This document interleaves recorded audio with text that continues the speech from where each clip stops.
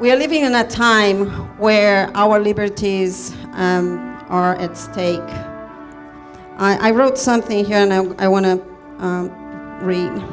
I have lived in the United States for 24 years. I have to tell you, I haven't never thought in my life I'd see tactics used in countries like Iran, Venezuela, Cuba, and others here in this country.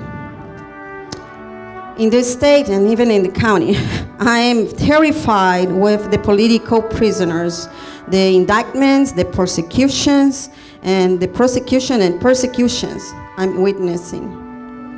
For the first time in 24 years of being in this country, I feel a kind of scare where we are going. People who not lived in this country, have lived in this country, sometimes don't understand what is out there. We are going to a not good path at all and very quickly. So these petitions, what we are going to hear today, we needed to be focused and let the elected officials understand what is at stake. I never seen, here in the United States, we be afraid of speaking up. What is the problem? You can't, it doesn't matter if you have different views, but you don't just cut people off and persecute people because they have a different view. So, where did my free speech and my free expression go? As the saying says, when the people fear the government, that's tyranny. When the government fears the people, that's freedom. Is it right for an innocent patriot who merely attended and wasn't near the Capitol grounds to be placed on a domestic terror list and be detained, interrogated for hours, subsequently missing her flight? Would you like to be awoken at 3 o'clock in the morning to have a 30-man FBI SWAT team arrest you in front of your wife and children for merely organizing a couple of buses? Are you satisfied with patriotic Americans being called domestic terrorists just because they were there? And now this witch hunt going on. When enough is enough? I hope every single one of you here in this room is outraged by this politically motivated indictment against 18 political adversaries of the Democrat District Attorney General, Fani Willis. So please, I introduced you already, everybody. So we start with David. So David can please, and he's going to speak specifically about the, you can speak it there or you can be here. What do you prefer as far as the videography? Do you prefer here or right there? Okay. Well, they wanted you to stand if you don't mind.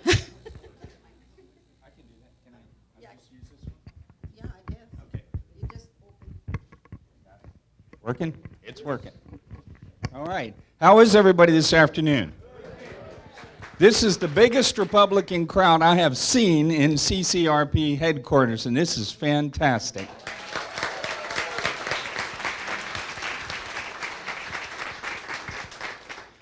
As Marcia said, my name is David Oles. I am an attorney here in the area. I do election law, among other things. I am currently the 11th District Chair. I was honored with that position, and so far they haven't thrown me out. So, Marcia asked me to say a few words about what's going on downtown with Fani Willis and these 19 defendants. I don't know how many of you know, but I have the honor of representing one of those 19 defendants. I represent Reverend Stephen Lee, who's a Lutheran pastor out of Illinois, whose part in this grand conspiracy was to come down here and try to do a little bit of pastoral counseling with Ruby Freeman when she was taking so much flack. Now, he never even got to speak with her, either directly or indirectly, but that didn't stop Miss Willis from roping him into this overarching conspiracy. So, but let me say a few things about that. Everybody here is aware of that? The proceeding? Okay, so everybody here knows that there are many, many different claims within it, but all of them center around whether or not there was some sort of fraud going on in the elections, and what they characterize as an effort to subvert the will of the people. Looking at it from our side and from our client's side, of course, it was an effort to find out the truth and to ensure the accuracy of the election, and I think that's what everyone in this room here today wants, right? Yeah. Right.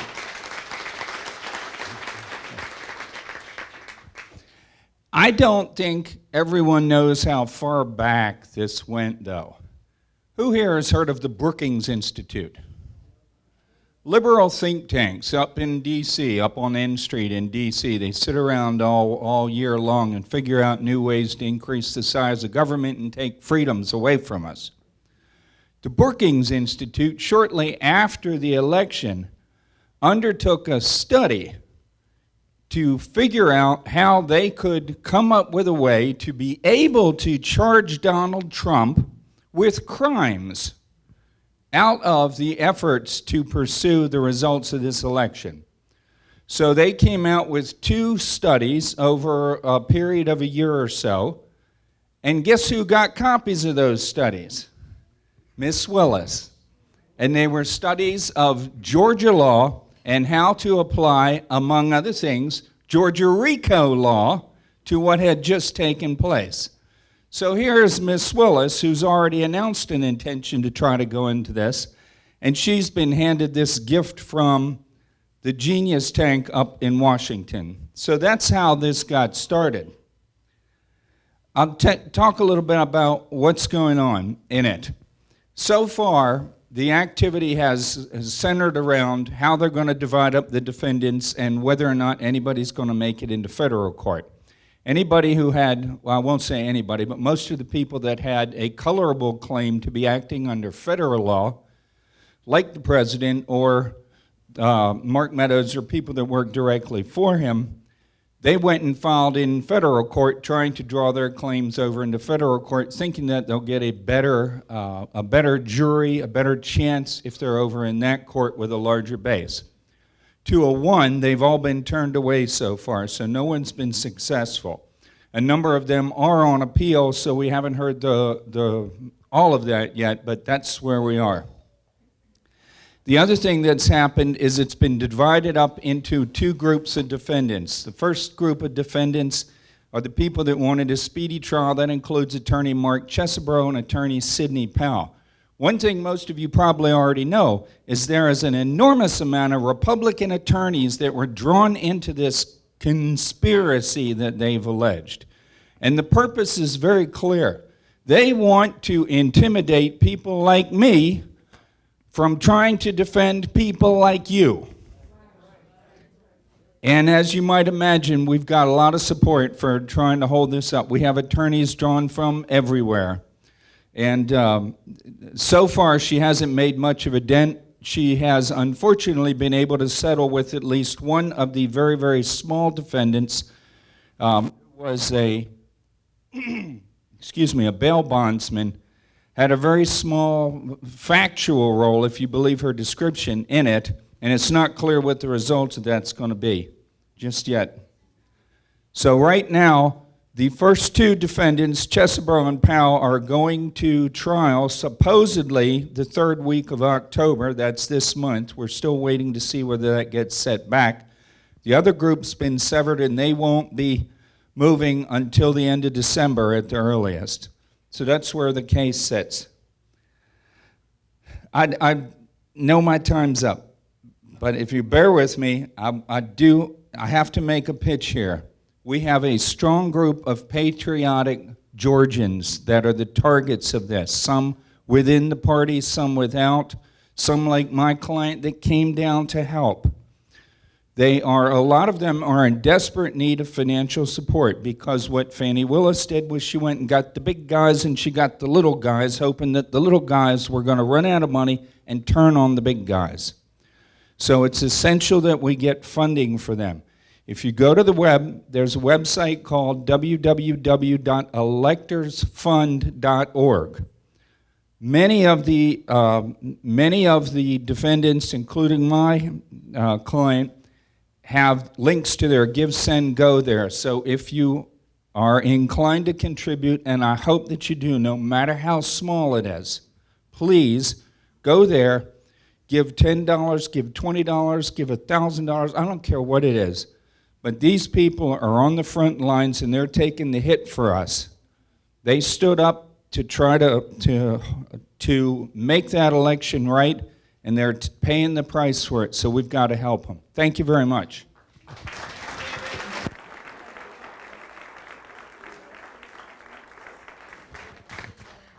Thank you, CV, Marcia, for inviting myself and the Georgia Freedom Caucus here tonight.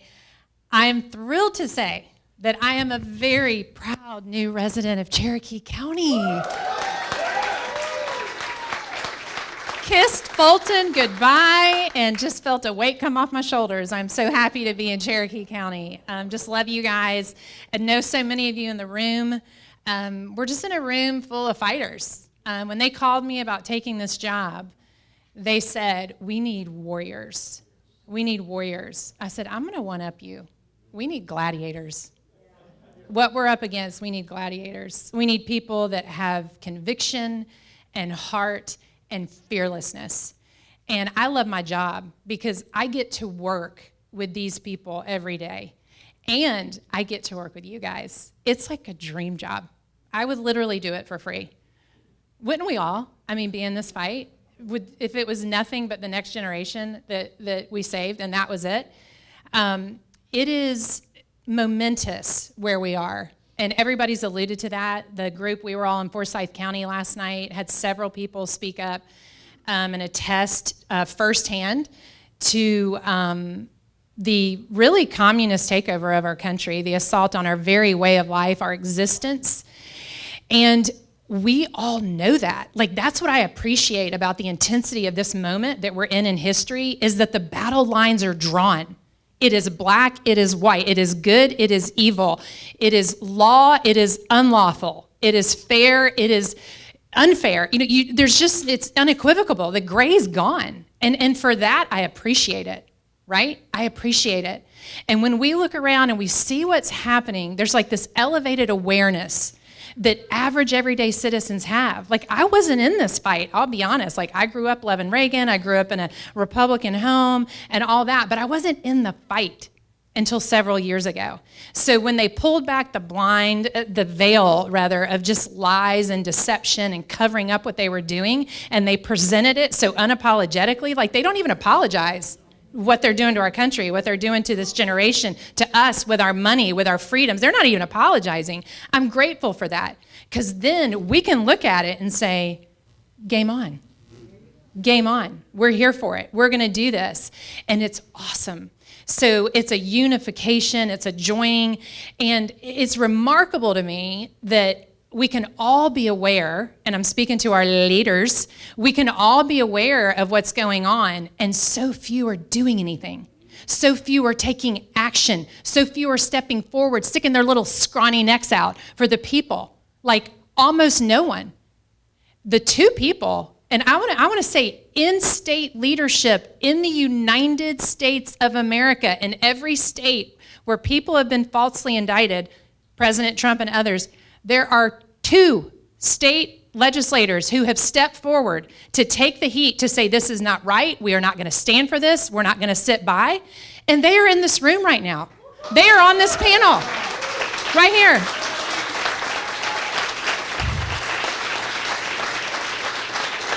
And that's who I get to work with every day.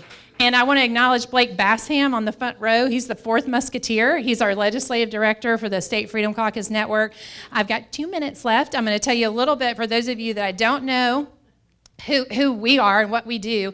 The State Freedom Caucus Network was birthed out of the House Freedom Caucus. Jim Jordan, Mark Meadows took a few votes, said, hey, we need to come together on this several years ago. They formed the House Freedom Caucus. Now they boast over 60 members.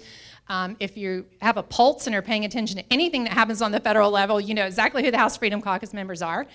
And it was a success. Bottom line, it's a success for conservatives. So they said, we need to replicate this on the state level.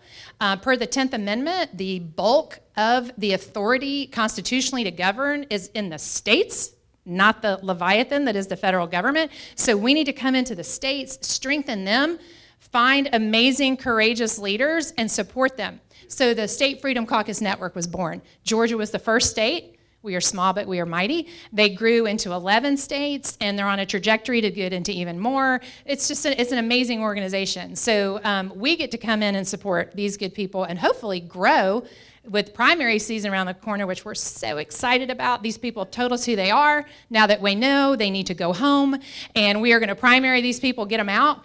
I don't know. I travel all over the state. That's my job, meeting people like you in counties from every corner, top and bottom. And even before I get there, they want to primary their House rep and their senators 98% of the time. The people are fed up. Have had it. D-O-N-E, done. So primary season's coming. We're excited about that. There's really remarkable folks like you guys all over the state saying, I'm going to step forward. It is a laying down of your life. I'm willing to do it because our very liberty, our freedom, our existence is at stake right now. And like I said, you barely have to have a pulse to figure that out. So for that, we're thankful. When the dark gets darker, the light gets lighter, right? And so just thank you for letting us be here tonight. I look forward to taking your questions, and I'm so excited you get to hear from these two.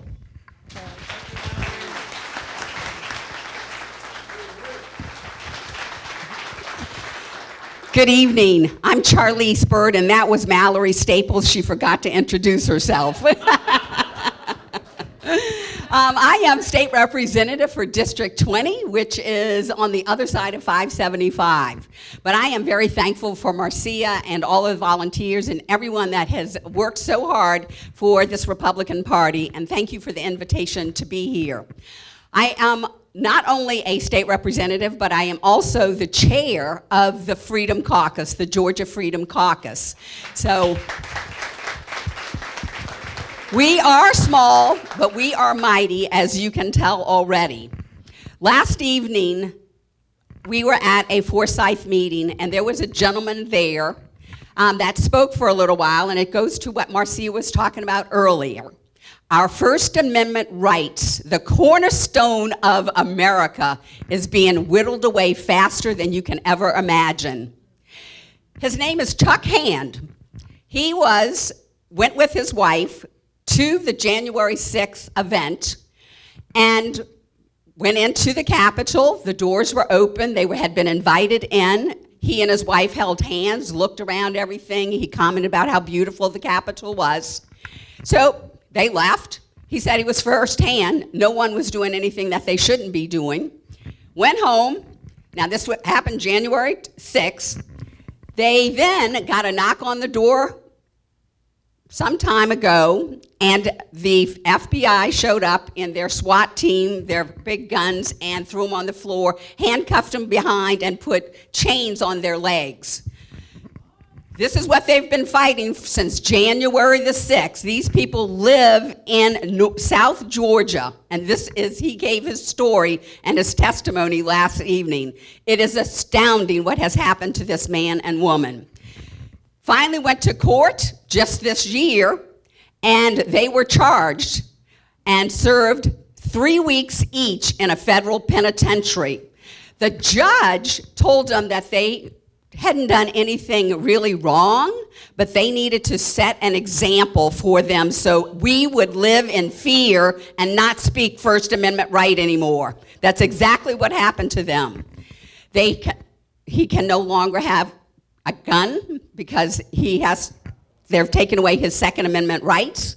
He even told us last night that he was called by a bank where he has his bank account, and he was told that he had to remove all of his money and his business out of that bank because the hierarchs The people up there said you have to get rid of that man and using his money. It's awful. We are in a war, folks, a major war right now in this country. All we have to do is look at Israel right now. If you believe in the Bible, we are living the Bible right now. And we all know all rights come from God at the very beginning, at the very top. But from there, also, I just listened to Jack Hibbs, who is a pastor out in California, and his preaching was on perseverance. And it was all about pro-life issue that he was dealing with, but he said everyone went to Sacramento to fight for pro-life issue because this one state representative in California wanted a bill that you could commit murder on a child 28 days after it was born. This is where we are, people.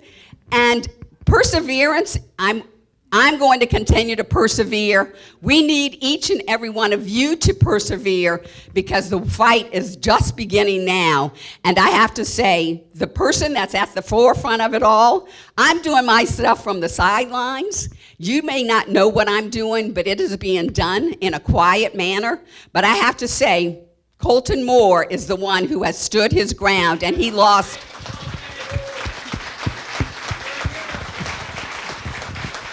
My message is to continue to fight. Don't let anyone scare you. And I'm going to now turn it over to Colton Moore.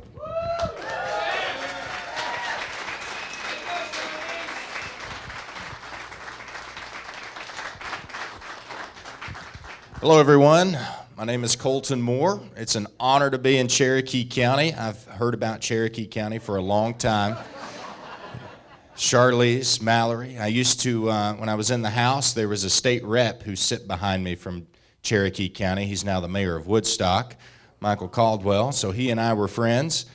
And I've always looked at this as like this little oasis of conservatism when you look down through Georgia. Now, where I come from, we're pretty hardcore conservative. My family's lived on the same mountain for 5 generations growing up.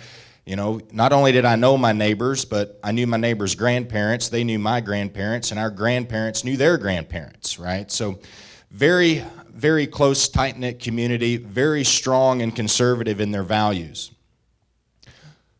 I got to office, and I never imagined that we would be facing the type of constitutional crisis that we're facing today. About a week before these indictments came out, the Senate Caucus, the majority caucus that I served in, past tense, they said, you know, we're going to remain silent because we don't want to agitate the judge or the district attorney. We don't want to make this any worse on our fellow senator, Senator Sean Steele. I said, I don't know about that. I don't know about remaining silent. Well, the indictments come out. I get on the phone with the majority leader and the rest of Senate leadership, and I said, what are we going to do? Well, I don't know. We're working on some things. You know, we'll keep you posted. We've got a meeting with Senate leadership here in a couple days. I said, Mr. Majority Leader, I said, if you guys don't figure something out in that meeting, I said, you're about to have a young hillbilly come off the mountain, and he's about to stir some stuff up.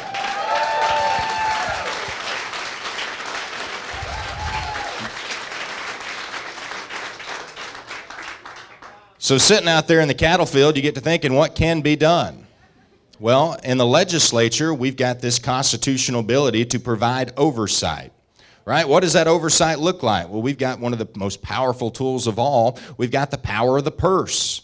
Well, how much money is Fani Willis getting of my constituents and you all's taxpayer dollars? Well, she's getting about $3.5 million.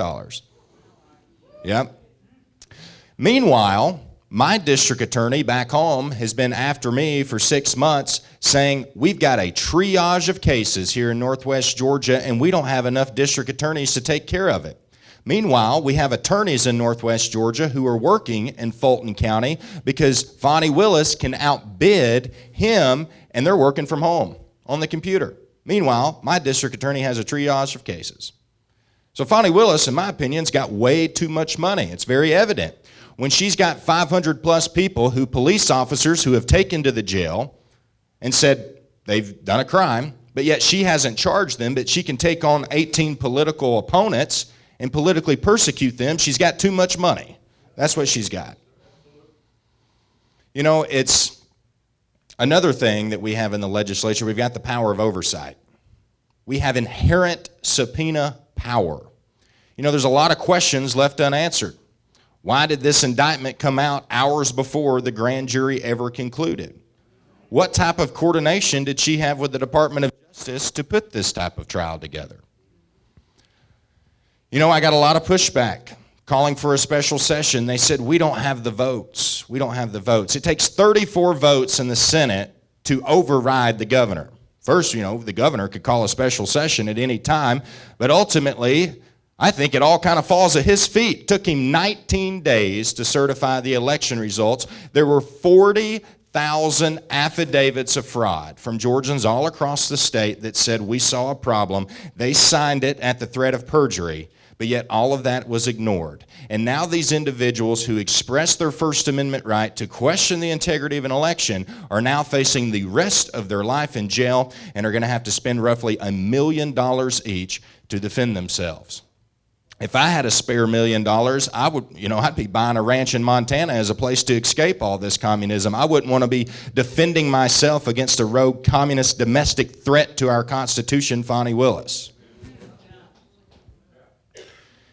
You know, the Senate caucus then, we put a little heat on them. We started telling folks, call your senator, call your state rep, make sure they call for a special session. Why aren't we attacking Democrats? We only need one Democrat to come our way. Well, my goodness, Misha Maynor. I don't know if you know about Misha Maynor, but she was a Democrat, and about a month ago, she decided to become a Republican and has a very strong testimony against Fani Willis. So why aren't we having that debate with our fellow Democrats?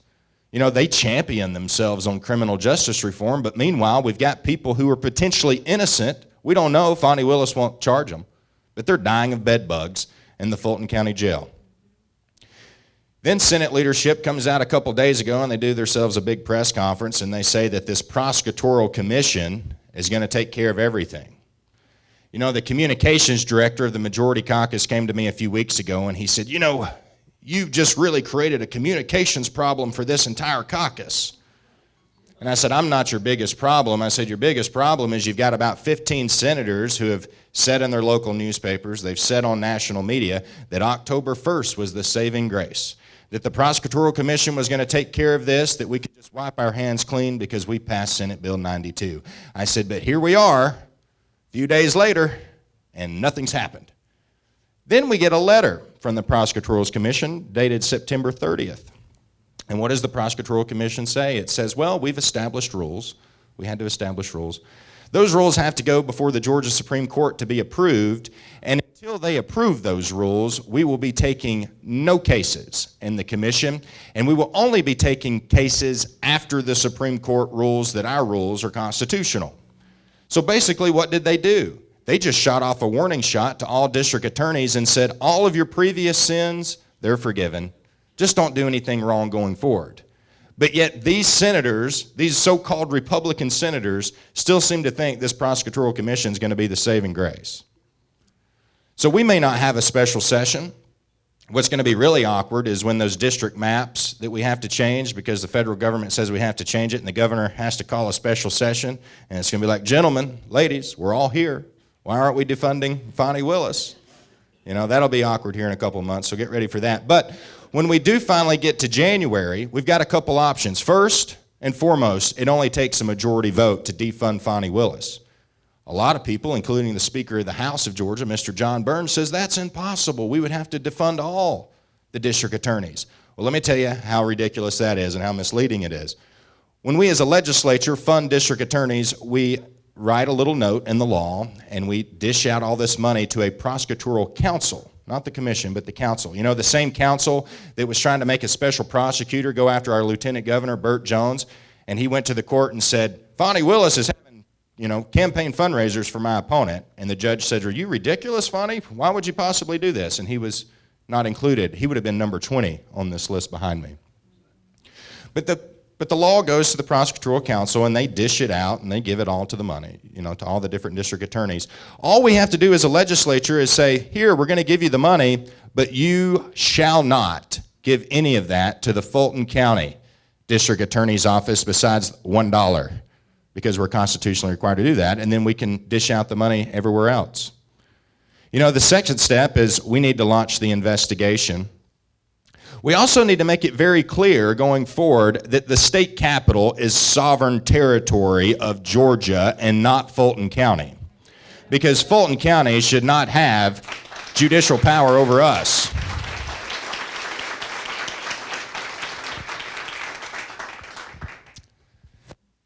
Then the third step, and this is what I'm working with a bunch of constitutional attorneys on now. You know, we need to change the RICO law, because the legislative intent of the RICO law was never to create a debacle like this. A good example, if people say, well, Colton, you can't do that. That would be retroactively changing the law. Yeah, why not? But you know, if we passed a law that said it was illegal to name your child CV, and then we went and charged your mother for the crime of doing so, that would not be appropriate, right? We would be creating a defendant for an action that happened before the law.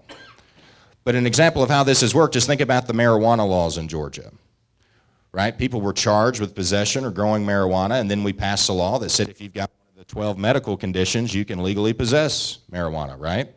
Those people who showed up into court and made that their defense, the jury had to look at the new law and not the old law in sentencing them. So hopefully, got some big attorneys in D.C. and here in Georgia working on crafting a piece of legislation. We'll be at the Capitol tomorrow to start drafting that. And essentially what I want to do is force a vote in the legislature that pardons Donald Trump and these 18 others, and then it's over.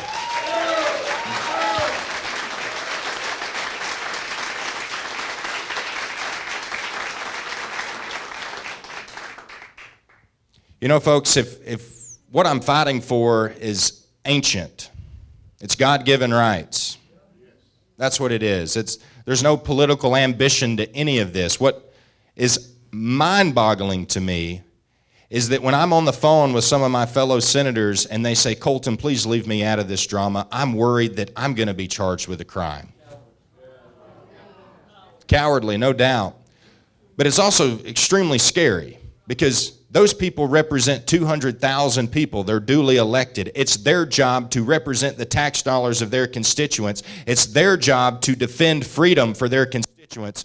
We all swore an oath to the Constitution. And it's, you know what's even more ridiculous? You got David Schaefer. He tweeted out, he's one of the indicted, the prosecutor and him that's prosecuting him, you know, first sent out a letter, because there's a lot of these private prosecutors now. Fani Willis just spent like $500,000 on a private law firm to help her go after these 18. But they were mailing out a letter to him, soliciting him to be his attorney. But he's prosecuting him. And then they do a little bit more digging and finds out that this prosecutor hasn't even signed their oath of office to the Constitution. And David Schaefer, even more ironic, is he's being charged for impersonating a public officer, and the prosecutor is impersonating a public officer. Like, you can't make this stuff up. I mean, if you made a movie about it, you wouldn't watch it. You'd say, that's a dumb movie. You know? That's where we are. But folks, I have a lot of hope, because America's been through some trying times before, and we fought through it. We recognize what we have. We recognize how precious our rights are. Let's not stop defending those rights. I encourage you all to get involved even more strongly in your local party. I encourage you to run for office. If you're calling your state rep and your state senator and you're getting just some nonsense answers, excuses, if your state reps and state senators are doing nothing more than sending strongly worded letters, then let's remove them from office. Let's put you in office.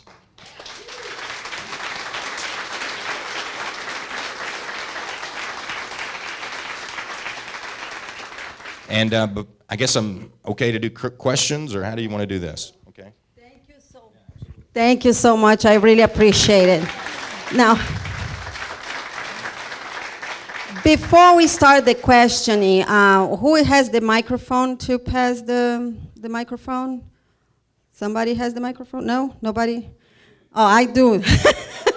Okay, so we have a volunteer that will go past the microphone. Yes, no, this one here. Just a second.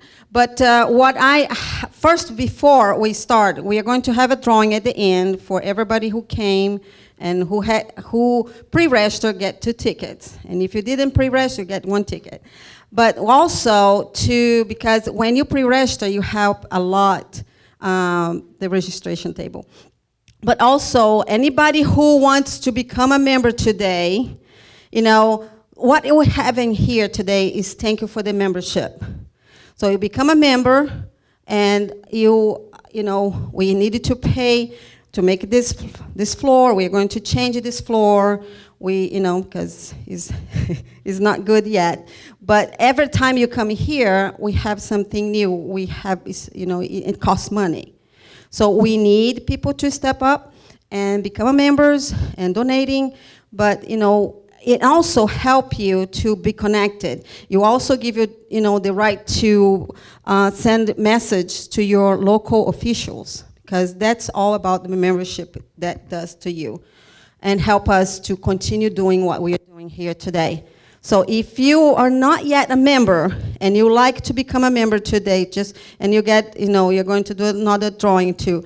Viola and the ladies there have some membership forms, so raise your hand and she will go and give it to you if you are not yet a member and you like to become one. So thank you. Is there anybody else who is not a member yet and would like to join us today?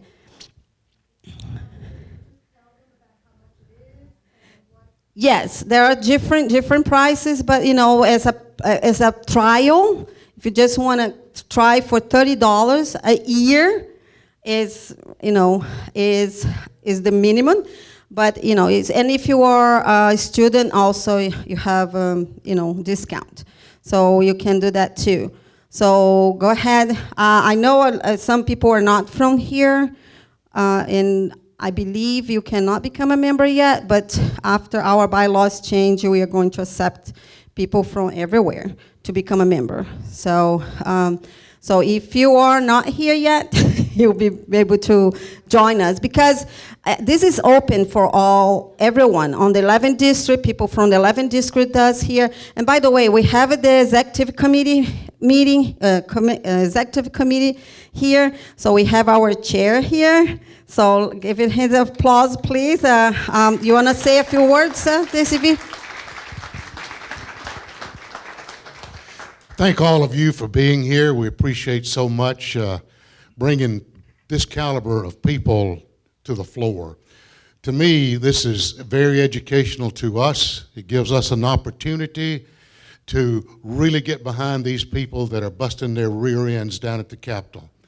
They've got it all on the line, folks. Let me tell you, they're on the line, and we need to stand behind them in every way, protect them the best we can, cover their backs as much as we can, and be in their corner. It's so important that we do that. Thank you all again for being here. God bless every one of you, and we thank you, and may you have a safe trip home. For it's in all of this we ask in God's name. Amen. Thank you, Sibi. Appreciate it. So we are going to start with the questions. So who is doing the questions? Okay. So if you have a question. Well, it's not quite of a question. It's what the senator said at the last. When you mentioned communism, this is something that has been preaching in this area since 2017, including myself. So I'm gonna go from a Venezuelan hillbilly to a Georgian hillbilly. Everything that you have seen right now, we have faced it. I faced it myself. Marcia, when she started the meeting, she said it. This is another Venezuela, another Cuba, another Brazil. Donald Trump said it in many meetings across while doing the campaign and while he was the president. This is going to be another Venezuela. This is already Venezuela number 2. You haven't seen it, you don't know, you have some ideas now, but we as a Venezuelan, I'm U.S. citizen, kicked out by my country by Cubans because I became a traitor. We cannot go back to it, but everything that you see it, same thing you see in here, you're gonna see in Venezuela. You're gonna see the same map. So please, even from Donald Trump said it, you guys need to start learning what's going on in Venezuela and Cuba and Brazil so you can see exactly and be ahead of the game of everybody. Because the majority of the community don't do it. They never heard from us. They never heard from Trump. People forget very easy. Now you're living it. You yourself, you're living it. Your senators' colleagues say, don't get me involved because they're under intimidation. That's why a lot of people don't even speak now. So please, learn what's going on and what's happening right now in Venezuela. Right now, it's infested. I'll be glad to give you, 2 hours so you understand what is going on today, especially after the attack on Israel. What's your question? Okay, so. Well, I have a question for you, sir. Would you be willing to ride along with us across the state of Georgia and make that same pitch? I will do it. We'd appreciate it. Yeah. And one thing, I got the documents and everything to stand by. Know what I'm saying. It's what I live and what we saw and what we experienced. Yes, sir. Well, I'll wait. Okay, before we go, I have a question to both of you, the senator. And do you think the other senators and the representative don't stand up because of the money that for their campaign and against the voters? Do you think that has to do with why they don't stand up and join you? Do you think that's the reason? I think we all have a difference of opinion on the panel. I think different senators have difference of opinions themselves. I mean, some senators are still dug in and think that anything they say could hurt their buddy, Sean Steele, so they don't want to say anything. Some are worried about the Georgia First Committee and Brian Kemp and all of his millions of dollars, and I hope I drain everything that he's got in that account. That's what I hope. Talk about draining the swamp, yeah. But I'll let Mallory and Charlice answer that as well. I think it's easier for a non-legislator to answer this question because I'm not worried about offending any of my contemporaries or my peers in the General Assembly. I was the first time down at the Capitol this last session. It was my first session. I kind of stepped off the street like you guys and was down there every day. And it was mind-blowing to me. I liken it to, sorry, I'm a stand-up and talk person. I liken it to a fraternity house. There's like a hierarchy. There's a club you want to be in that leadership is in charge of, and based on that depends on where you go to lunch, where your office is, who invites you into their office to speak to them, who does not. There's accessibility and money, certainly, but like membership that is a result of you doing what leadership tells you to do. And you forfeit those things when you solely represent your constituents. It was disgusting. I was in a sorority at the University of Georgia, and I felt like I was back in a sorority, but under the dome. And that is the cold, hard truth about how it works. Literally, the location of your office is determined by how good a little soldier you are. And I like to say that these people go down there, and for the most part, there's a handful of men and women that are down there truly to serve, that it is sacrificial. But for the most part, the filter that they make their decisions through is how will this benefit me? And they like being down there. And you want to literally take a shower after you leave from being down there. And I like to say, it's like Reagan talked about that reluctant leader, that sacrificial leader, that citizen leader is what we're looking for. And it's somebody who says, I don't want to do that. When I'm talking to candidates all over the state, and I will have been in 7 counties in 11 days because everybody wants the Freedom Caucus in their county. Everybody wants the Freedom Caucus at their GOP meeting or their Republican women's meeting. And Everywhere I go, there's that awareness, like I was talking about before, of how it really works. And when you understand how it really works, you can fix it. And you can find people like Colton mentioned before, like you guys, who are like, I don't want to go, but I will serve. I'll go down there and I'll do it. And then I want to come home. That's how our congressional leaders should feel. That's how our state leaders should feel. But it is definitely a club. I think the first month and a half that they're down there, almost nothing is done. Nothing. There's receptions and brunches, and the lobbyists just pour out the money. I was like, when does everybody get to work? Like, what is happening? What is happening? And we need to be down there, and we need to be watching, and you need to see how many minutes are they in session the first month and a half they're down there. It really is an eye-opener. So that's my opinion from the outside as a citizen taking it in, and I don't have to worry about, of course you don't either, have to worry about any caucus caucus loyalties. Next question.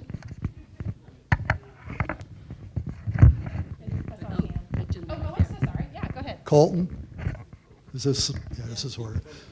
Colton, I saw you on TV about a month ago. I think it was on, I was watching Rumble. I don't know if it was the Lindell TV network or InfoWars, one of those. I was very impressed with what you were saying about calling a special meeting. So I wrote my state rep, Brandon Beach, and my senator and my state rep, Brad Thomas, right after watching your program, and it was crickets. I mean, I didn't even get an automatic reply saying thank you, and we'll research and get back with you. So I was wondering, what else can we do? As voters or whatever right now? Should we continue to write them, or do you have any suggestions for us? Yeah, I would continue to write, continue to call, continue the pressure on them, find them at a GOP meeting and call them out publicly, ask them then. And ultimately, transparency and accountability is what we have to have. And unfortunately, just like when they kicked me out of the caucus, they did it all behind closed doors. We don't know what the vote was. And they had to have Senate leadership come out with a letter because the caucus didn't want to be on record. So the more that we can bring to light, you want to talk about cockroaches running, just turn on the lights.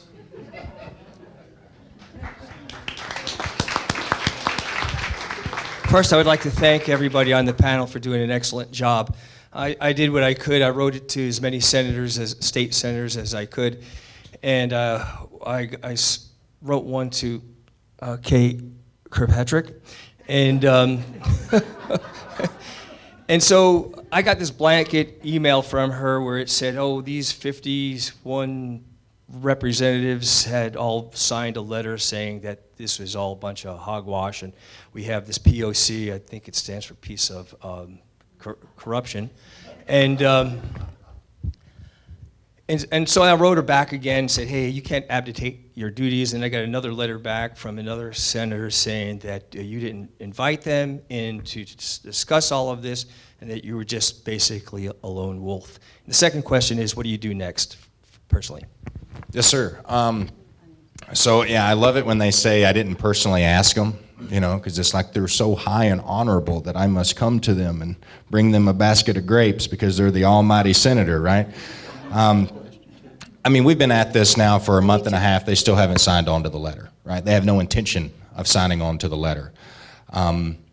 My role in the next few months is traversing the state, and I have challenged any senator, any representative who wants to debate me in any GOP setting about the call for a special session and the importance of that. They won't. Right. They're too afraid. They're cowards. Happy to do it. Ultimately, for me, getting back to the district, I've traveled thousands of miles in the last couple of weeks. So hopefully we see some type of action in January. But right now, that's the only time we're going to be able to take action, because we're not going to have a special session as it relates to this. And this prosecutorial commission, it's become very evident that that's not going to work. I mean, they literally said in their letter they're not going to take down any action that's happened previous to the Supreme Court ruling. So, Okay, just anybody? Okay, here. All right.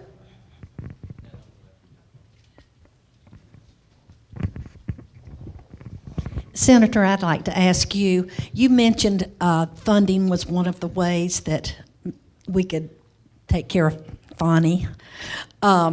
What is that council? Who is on that council? You give the funds to a council and then they distribute them to the different counties. How is it selected, and is it strictly senators, or how is that selected? So to my understanding, the prosecutorial council is made up of other prosecutors across the state, and I'm not sure exactly how they take in and make a formula for how the money is going to be distributed, but that's essentially the legislature giving the burden of distribution to them, the prosecutorial council. So the letter of the law would just change and say, while you still have this burden to distribute the money, you're just not allowed to give any to Fulton County. This question is for Mallory. You were saying that you want to primary all these people. My question to you is, how are you going to do it? And before you answer, because we know that we have a serious problem with voters not knowing what's really going on. Yeah. I mean, clearly we see that, but I don't see anything going on to reach the people. To me, it's pretty simple. We have meetings like this. We should be talking about where to get your news. And all these people are getting their news from the wrong place, and if it doesn't change, you're just not going to win. Right, right. So personally, I do want all these people primaried, but what I was saying is that the people want all of these people primaried. When I go places, they're already upset. They're already aware. And just to encourage you guys, that's happening on a very grassroots level. GOP by Republican Women's Group, by county, it's happening very organically. These people who say, like the State Freedom Caucus Network, we put out scorecards after the last session, and we took 44 positions, which is a very large data scrape. Blake Bassham gets credit for that. I said he was the brains of the operation. I was not kidding. Most organizations like YAL or Club for Growth or Faith and Freedom, they take about 8 or 9 votes and score people, and it's usually like the softball votes. We took 44 because we wanted to show patterns, right? And we scored every single legislator, Republican and Democrat in both chambers. That was a massive tool for the public, for the citizenry, because it's very hard.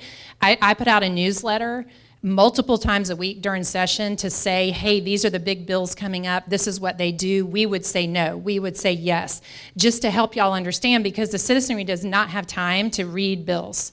I mean, Blake gets up at like 4 o'clock in the morning to read every single word of every single bill. So our part is equipping the citizens, giving them a metric or a yardstick, something to measure their representative by, because most people don't know. I mean, I didn't know, again, what happens under the dome till I went down there and watched and followed the legislation. But knowing that, now the people are doing it. The people are saying, hey, like exactly what you just suggested, sir, at a meeting, who do we have who would be a great, strong candidate that we can run? And people, my phone rings every day, my messages light up every day with somebody from somewhere in the state of Georgia saying, do you know this person? What do you think? Can you help us find a good candidate for our rep and our senator? So we are certainly here to help aid in that process, but I think it's been remarkable how organically it's happening in groups like y'all's, because once the information is out there, and like I said, it's very night and day, black and white at this point, it kind of comes down to people or legislators are either. Here's the deal. Here's the truth of the matter. For a bill to get to the floor of the House or the Senate, leadership wanted it there. If leadership doesn't want that bill there, it's not going to see the light of day. It will not make it to the floor. So that's why you see, when you look at our scorecard, you see so many yeses, right? Because that's leadership's bill. They want it there. They've been told to vote on it. The no's are like tiny, tiny.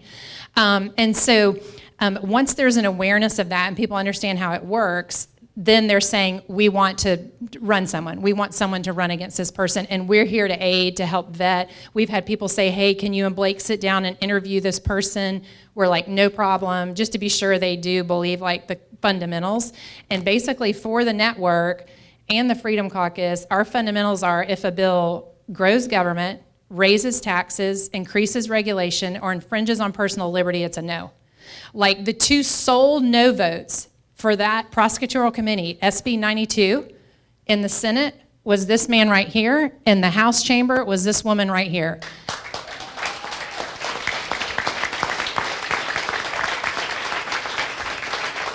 And they voted no because the General Assembly already has the authority to do what that prosecutorial committee is going to do. So why would you create an additional government agency not elected by the people? Do you know who appoints the prosecutorial committee? The governor. The speaker gets 2 votes, the lieutenant governor, and the committee on assignments. They're not responsible to you. They don't answer to you. So they said, why would we make another committee to do what we already do and we answer to the people? So that's the kind of filter that when we make recommendations on votes, that's the kind of stuff we're looking for. So then to encourage you, it's happening all over the state. It's happening in every district, in every group, and it's happened organically. And we're here to help in any way that we can. So, yes, ma'am. So, hi. So I'm just listening to all y'all, and you know, sometimes you hear things coming out of Atlanta, and you kind of just wonder what on earth it just kind of makes you scratch your head. With regard to Senator Moore, you're removed from the caucus. They gave a canned response about rules violation. Could all of y'all just sort of speak to what would be the response they would give, and then what do you think that they're, not necessarily just about your removal, but just some of the things that we see them do. What would be the response they give, and then what are their actual motivations? Yeah, so I've got maybe 3 phone calls in the last 24 hours. They want me back in the caucus.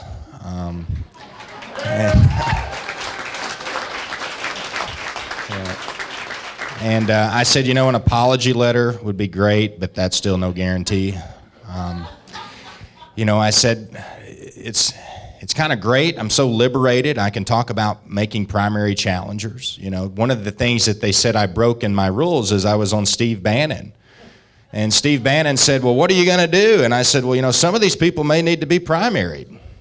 Okay, and they said, well, you can't say that because you're part of the caucus. I said, well, gentlemen, I said, I've never wanted to primary any of my fellow Senate colleagues. I said, but I have, on the other hand, been trying to primary my own state representative back home. If he can't even call for a special session, I would like to be represented in the House by somebody who would at least agree to that.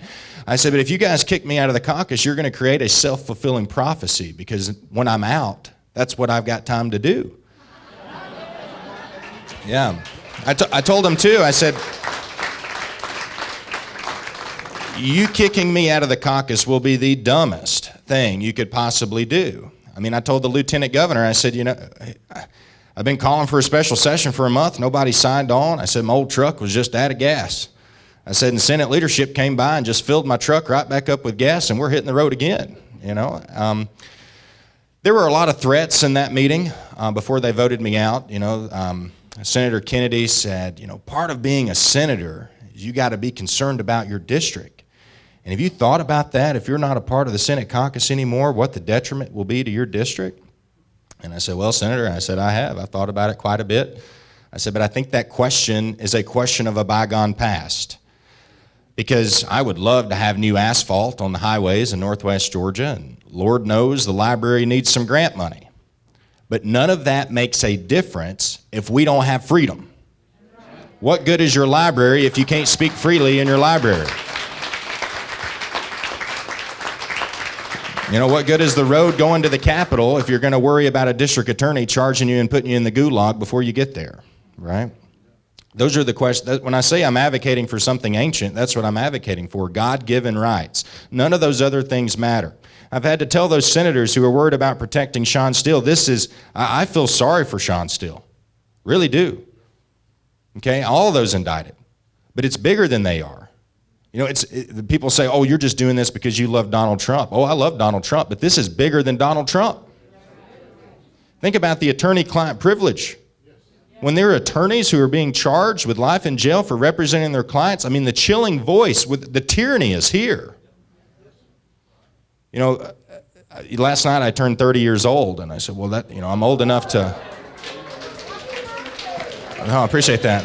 Old enough to run for governor. But I have no intention.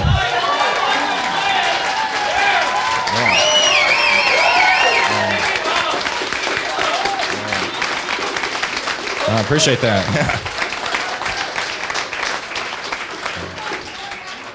But yeah, no intention of running for governor. I said last night, if it gets any worse, I'm going to have to run for sheriff, and we'll see how those communists get across the mountain, you know? So, but yeah. I want to add to your question, James, and that is that certainly leadership forgets that y'all vote for us, and we vote for them for leadership. And I told that to a governor one day, and I said, you know what, Governor? I said, you can carry on all you want, you can throw me out, whatever you want to do, but I get to vote for you, but you don't vote for me. My district does. And that's what happens at leadership. And it is all about leadership and about the money.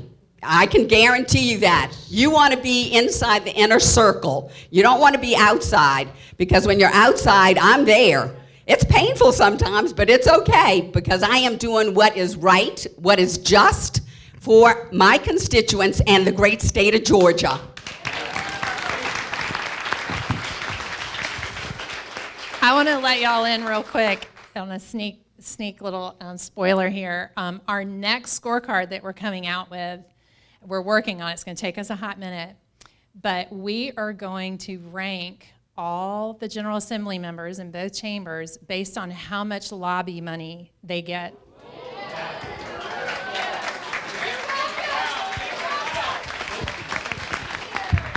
All right, I just want to say, let's say happy birthday to our senator. Yeah! Happy birthday to you. Happy birthday to you. Happy birthday to Senator Colton. Happy birthday to you. Woo! Thank you. He's a baby. A lot time to go. So that's great, fantastic. So let's go to the next one right here.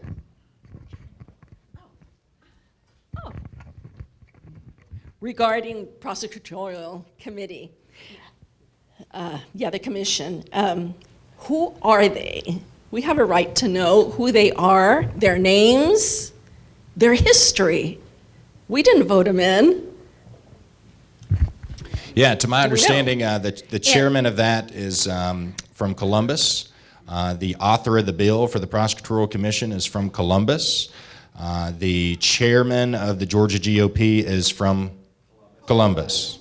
So do we know? Because I have zero trust in Brian Kemp. Who did he vote for? Who are the two that he voted for? Well, I have a list. In fact, I have had communication with Randy McGinley, who is the chair, and they are broken out into the investigate panel. He is from the Alcovey Circuit District, and he was appointed by the Lieutenant Governor and the Senate Commission. The Senate. There is a gentleman from, he was the former Solicitor General from Bullock County. He is now a criminal defense attorney. His name is Joey Cowart of Statesboro, and he was appointed by the Speaker of the House. Now we have to continue to remember, this commission is being appointed when we relinquished our rights in our Georgia Constitution to do what we were supposed to do, and everybody in the Senate and the House failed to do their job. Another person he is a Cobb Circuit Assistant DA, and he was appointed by Lieutenant Governor and the Senate. There is another criminal defense attorney named Stephen Scheer of Savannah, appointed by the Speaker of the House. Another person from Alcovey Circuit Superior Court, and he was appointed by the governor. There's also what we call the hearing panel. The hearing panel, I guess, is the ones that when you do your complaint against someone, or a DA or a Solicitor General, then they will hear it first. This one came from Chattahoochee Circuit, and it was appointed by Lieutenant Governor and the Senate. Another Superior Court judge, former from Macon County, from Macon, and he was also appointed by the Speaker of the House. And lastly, someone from the Coweta Circuit DA. He was appointed by the governor. That is the board that has been appointed. And I want you to know that I have had a communication with the chairman, Randy McGinley, because I filed a letter to Chris Carr, our Attorney General, and to the governor of the reasons why Fani Willis should be removed from her seat because of all of these issues. And it's very clear in the codes, but they would not take up either one those letters. So I have now sent it to the prosecutorial commission for them to take it up, but he has stated exactly what Senator Moore said earlier, that they are not going to take anything up until the Supreme Court agrees all of the rules are right, and they are not going to do anything prior to what has happened now until they actually become effective. Sorry? These people are not elected officials, which is another whole issue.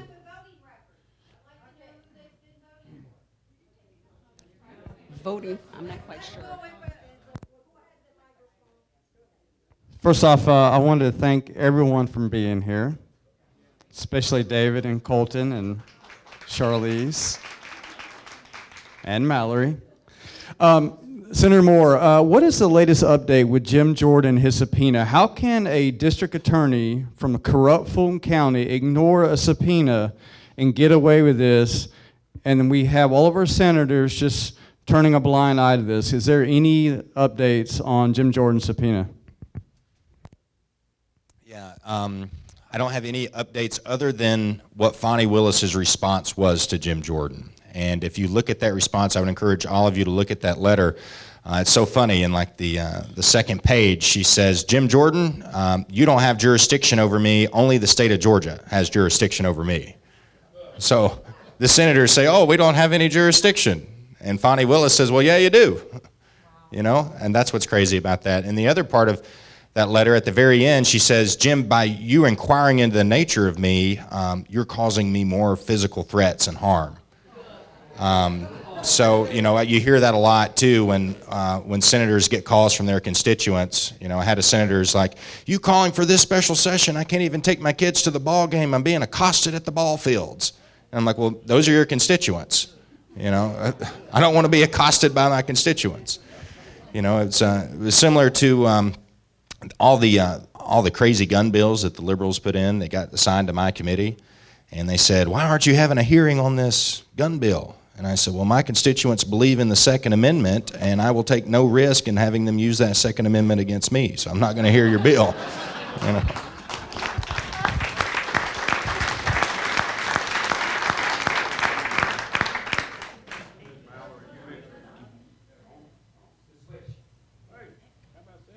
Ms. Mallory, you mentioned a newsletter and a scorecard. How could we go about getting that? Ooh, thank you for asking. That's fabulous.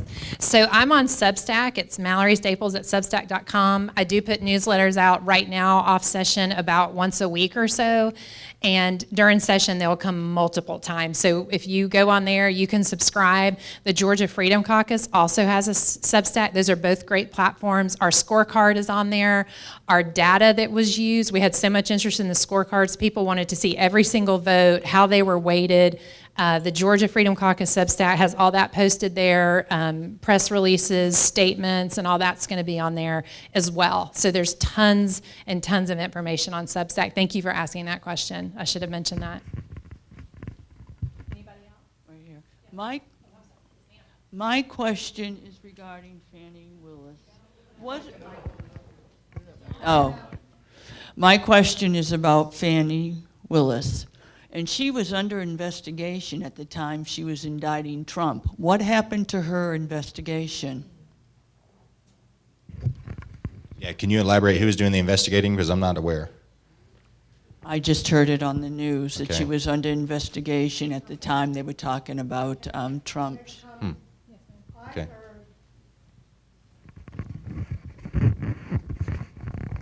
I heard that she was under investigation because she was having an affair with the one of the gang members that she was actually prosecuting. So it's David answer. I can say I have not heard anything about that particular issue. I have heard from other sources that she's being looked at very closely by a couple of outside organizations for her pattern of campaign contributions over the years, and they're looking very carefully at whether or not they are complicit with the campaign finance laws, because there's a suspicion that she's been doing, or she's been the beneficiary of some of this, what they call smurfs, where they use people to break up contributions so that you can't see where they came from. I'm not saying that's happening. I am saying I have heard that that investigation is underway. That's right, Attorney. So allegedly, if this did happen, how it would work is you would take like Soros money or big money, and you need a way to launder it. So you just make it into smaller campaign contributions, and then it's hidden. So I think it's James O'Keefe with OMG Media who's actually went and knocked on some of these people's door and like, did you donate? And they're like, no, we never donated. So I know that type of investigation is going on, but that's going on across the country too, because it's, where in the world did all their campaign money come from? Because there's some sketchola actors out there who are dumping a lot of funds into America. I just want to say one thing. You just have to pause sometimes and have a reality check.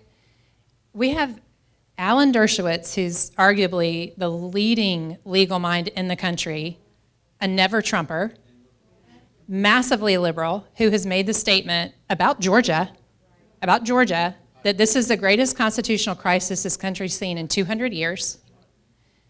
All of this consternation about Fani Willis, her record, what's happened, her case ruling against, where they ruled in favor of the lieutenant governor, people dropping dead left and right in the Fulton County Jail. Misha Maynor has pressed charges, has cases against her. So let's pause right there.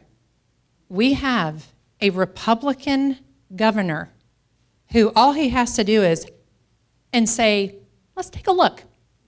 Let's take a look.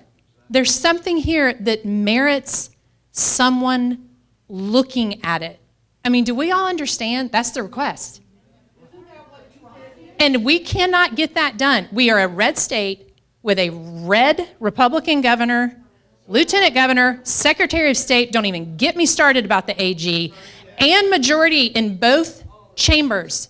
And nobody will even say, well, let's look at her. I just have to point that out, because sometimes I have to check myself that I'm still sane.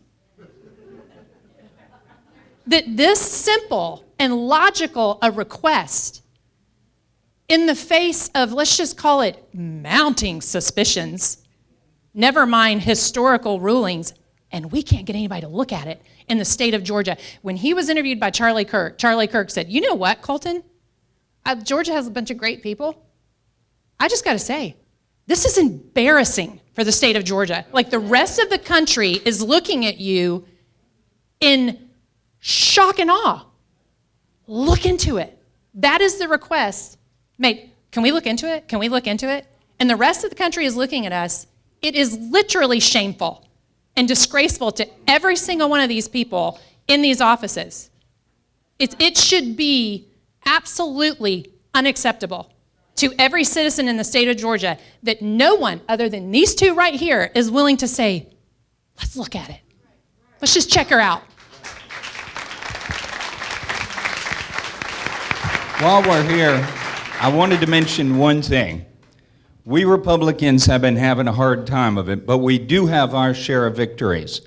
One of the things that has been going on behind the scenes with the new incoming Republican administration is getting involved in a lot of these lawsuits, like the one that resulted in our election systems and the changes to how they process the mail-in ballot, the mail-in votes, and those sorts of things. You may recall that after we passed the Election Integrity Bill, SB 202, there were about 4 different lawsuits that were immediately launched against this thing. And shortly thereafter, here comes the Department of Justice who is also piling on this. Good news this afternoon, the judge has just denied their request for a preliminary injunction in total.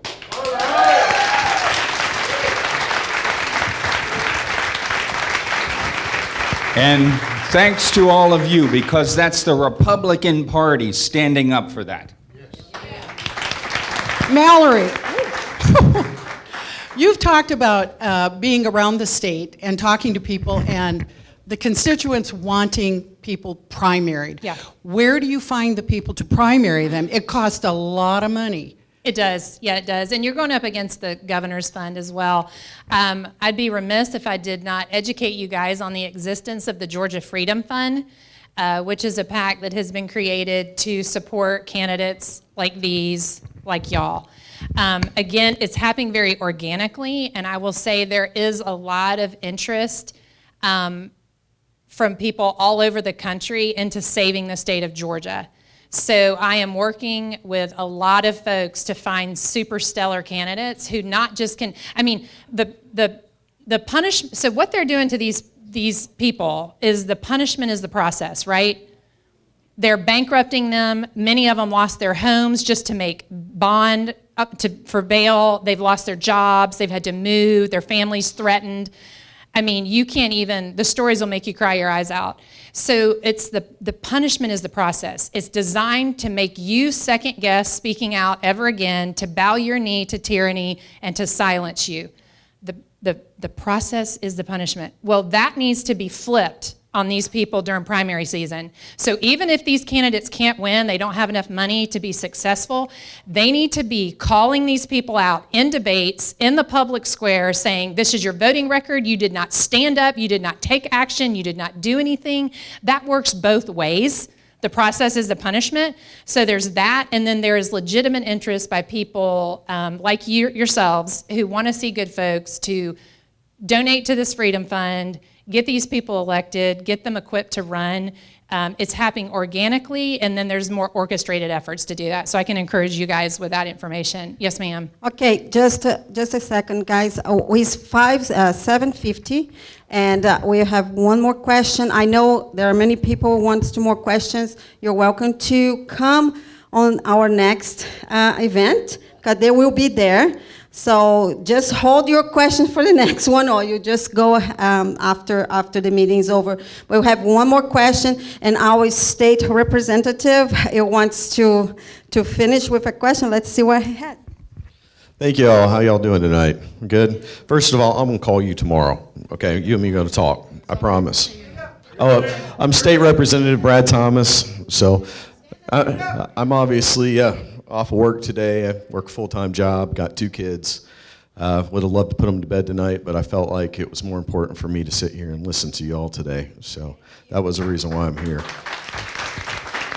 I think there's been a lot of things that concerns I share with you, and I think there's a lot of things that you all have said that aren't accurate. And I feel like because of transparency, it's important that you all know about the full gambit. We talk a lot about First Amendment rights. Big believer in First Amendment rights. We should all have these conversations. We should talk. It's really important as Republicans that we as conservatives have that ability to pitch ideas to one another and say, hey, this is going to work. This isn't going to work. This is, but we need that. It's fundamental to society and democracy that we can have conversations. I don't fundamentally agree with these guys on everything, but there are some things that I do agree on. So I think the first thing I want to talk about is the importance, my concerns about socialism and what's happening at the federal level and what's been pushed down on us. I told you I have 2 kids. Okay, you don't want to know what the biggest thing that keeps me up at night is? It's them not having the freedom that I had. Scares the crap out of me. I will let you know that I spent 2 deployments in the Persian Gulf, and I don't agree with these guys on everything, but I will tell you, I would have fought, I would have died. I would have given my life. I'd go back and do it again. So you all can be in this room, and you can fight, and you can have these conversations, because they're important to me that you can have them. And I don't know of anything that you could ever give more than be willing to give your life for a brother. So there's some stuff that you all have said that I'll be quite honest with you, really upsets me. So no, I'm getting on it. I'm about to pull it out right now. So let's start off. Hold on a minute. So I'm just going to ask questions because I actually know the system. So let's start at the beginning. Article 4, Section 2 says specifically, this is a constitutional thing now. Colton, Senator Moore, you made a comment that you want to pass a bill that pardons Donald Trump. Could you explain to me how that's going to work when the Constitution specifically forbids us from doing it? Yeah, I'd be glad to. So it's effectively pardoning them. Like we talked about, by changing the RICO statute, right? What was RICO intended for? It was intended to take out gangsters, drug criminals, organized crime. And what they're being charged with right now is organized treason. Okay, so I don't agree that they were treasonous. I believe they were using their First Amendment rights to question the integrity of an election. Sean Steele showed up at a meeting for 26 minutes, served as a delegate, as an alternative. Okay, those votes were never brought to Washington, D.C. to be used. I don't see that as a very treasonous thing to do. He did nothing different than what was done in Hawaii. So changing the law, making it very clear, what is the legislative intent of RICO? Drugs, organized crime, not for this type of thing. When the law gets changed at that point, then how does the judge rule on sentencing? Well, it's legal. So, but RICO is one thing, but you're talking about a pardon. So it was not. No. It was not commingle. You said that you would write legislation that would pardon Donald Trump. I just want to know how you would go about doing that. Because you're misrepresenting how the system works to these people. If you change the RICO law and they're no longer sentenced, are they pardoned? So, no, hold on a minute. You said that you want to go and write to pardon. So you need to clarify that to everybody. So you're playing semantics. And this is the same thing that happens all the time. Listen, I sat here. I was very respectful. I sat here for literally an hour, got called a cockroach, everything else. I think, let's be fair. Was your conscience bothering you? I didn't call you a cockroach. I said if you shine the light on some of these people, you'll see the cockroaches. Again, let's finish the conversation. Gentlemen, the Democrats are out there. I'm not. Well, and that's one thing that Donald Trump said. He said, "Why are Republicans fighting Republicans?" Right? So hey, listen, I'm on that. But you all are sitting here today. Yeah. So that's what so let me tell you, how many people, how many elected officials have come up to any of these events that you all have spoke at? None of them. I came here, I've sat here, I've listened today, I've been very respectful. I don't agree with everything you have to say. What? So I really respect you he's the only one who came here, so we needed to give him the credit for coming here and listen to us, because none one is coming here. So next month, I'm going to invite all of them to come here after I share this information. We are going to, it has been recorded, we are going to send it to all of them, because what is happening is this distance between the constituents and our elected officials. They do not understand how we want them to vote. It's not what they think they feel like they should vote. They needed to listen to us. And so for that reason, I applaud him for coming here and listen to them and listen to us now, and maybe he will, join us too. So go ahead. Well, like I said, I think the important thing is having debate. And I think it's important, if you want transparency, I think you deserve to hear every side of the story and make a decision for yourself. I'm not here to say what is, what isn't. I'm just going to tell you the facts as I know them. And yeah, and like I said, I'm here today because I could have put my kids to bed and I could have had dinner with my family, but I'm here today because this is important to me and I want to hear what you have to say.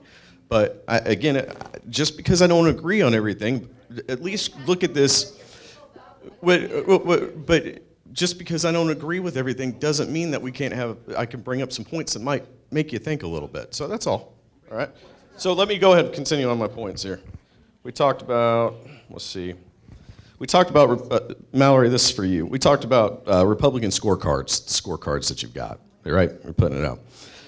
So I want to let you know that I wrote HB 888. Anybody know what that is? That was the bill that got rid of CRT in the state of Georgia. It was the single most aggressive bill that has ever been written. divisive concepts, to get rid of it. I got called a racist. I had people threaten my family, okay?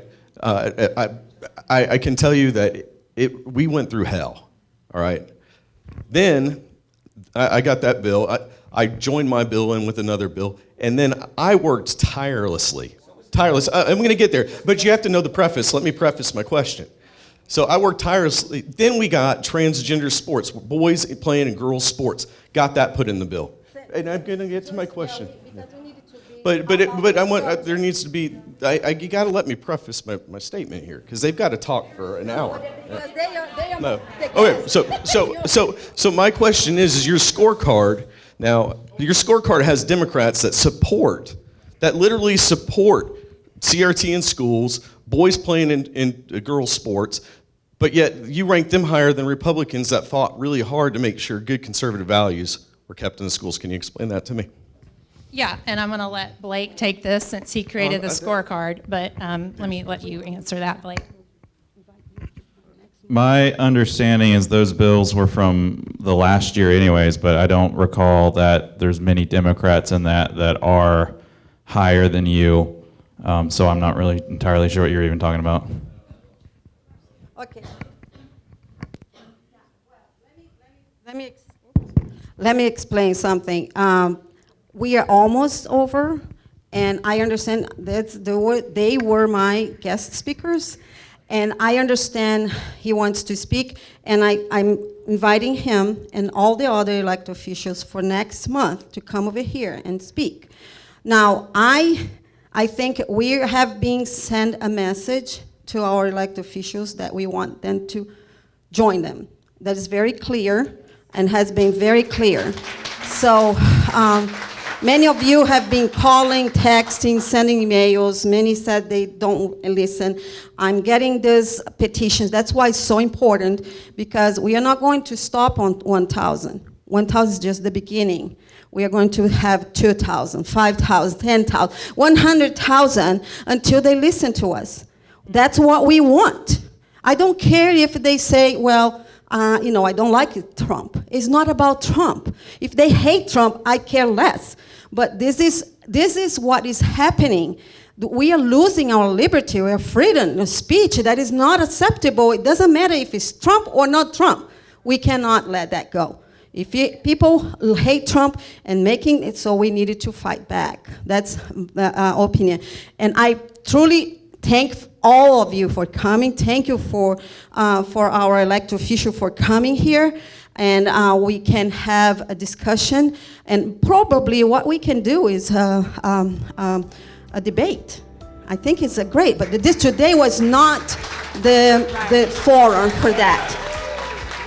So can you please give a hand of applause for these wonderful speakers here tonight?